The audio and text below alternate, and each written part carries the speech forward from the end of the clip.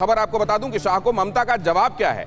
नंदीग्राम जीतूंगी, चुनावी रैली में ममता का डर हालांकि सामने आया। कूच बिहार में उन्होंने कहा कि 200 से ज्यादा सीट चाहिए, बीजेपी धनबल का इस्तेमाल करेगी। टीएमसी नेताओं को बिक जाने का भी ममता को डर सता रहा है। मतलब पहले तो मसला ईवीएम वाला अगर विरोधियों और विपक्षियों की माने, और बाद में यह भी कि ऑपरेशन लोटस न चल जाए। लेकिन पहले आपको यह समझना पड़ेगा कि यह डर कितना वाजिब है। क्या इस डर की कोई वजूहात हैं या यह डर कोरा डर है?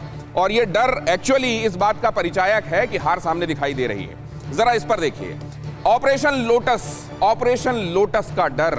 जहां नहीं खिला होता वहां भी कमल खिल जाता है। कैसे? ये कह रहे हैं वो, और इसीलिए वो कह रहे हैं कि 200 के आसपास सीटें चाहिए, 200 के पार चाहिए। अगर कम रहेंगे तो तोड़ कर उधर की सरकार बना ली जाती है। ये क्यों हुआ असल में, जरा देखिए। अगला दिखाइए इसमें प्लीज।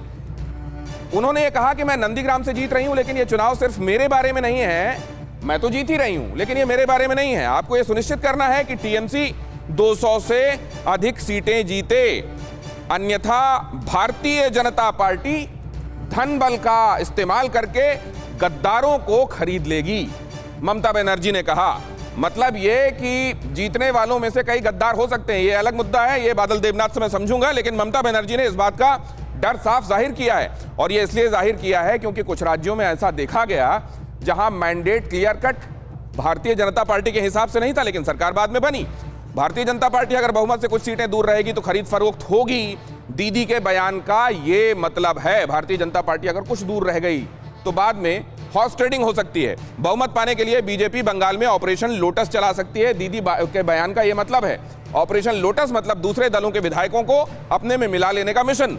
2008 में पहली बार कर्नाटक की सत्ता में ऑपरेशन लोटस ये टर्म कॉइन किया गया था, और वहां भारतीय जनता पार्टी की सरकार बनी थी। टीएमसी में अभी भी ऐसे नेता मौजूद हैं जो पार्टी छोड़कर भारतीय जनता पार्टी में आ सकते हैं। और यह भी कहा गया था अमित शाह की तरफ से कि चुनाव खत्म होते होते तो दीदी अकेली रह जाएंगी। अभी ऑपरेशन लोटस का डर, बीच चुनाव में चिट्ठी लिखा जाना, साथ में 90% वोटों के मिलने का दावा भी करना, ये क्या दिखा रहा है? क्या ये स्टेट ऑफ कंफ्यूजन है? समझ में खुद ममता बनर्जी को नहीं आ रहा है, या ममता को मालूम है क्या हो रहा है, क्या होने वाला है? बादल देवनाथ, देखिए, मैं आपको कहना चाहता हूँ वो जो आ रहा हूँ इसके फौरन बाद आपके पास। रागिनी जी आपका इशारा भेजिए। हाँ, मैं पहले जो वक्ता ने बोला प्रधानमंत्री के बारे में, मैं झूठ बोल रहा हूँ। मैं एकदम बिल्कुल सही कह रहा हूँ। मैं इनको आंसर देना चाहता हूँ।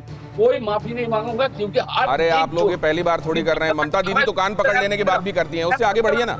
मैं माफी नहीं मांगूंगा। दूसरा बात है, ममता बनर्जी ने पूरा सही कहा है। मैं फिर से कह रहा हूँ, ये ऑपरेशन लोटस ही है। ये लोग चाहते हैं कैसे ईवीएम को इधर उधर करके छेड़छाड़ करके कैसे जीत जाना चाहते हैं। और नहीं तो 2019 में कैसे बोल दिया अमित शाह, चुनाव से काउंटिंग के पहले ही बोल दिया 300 पार कैसे बोल दिया अमित शाह जी। आज भी बोल रहे हैं 60 से 50।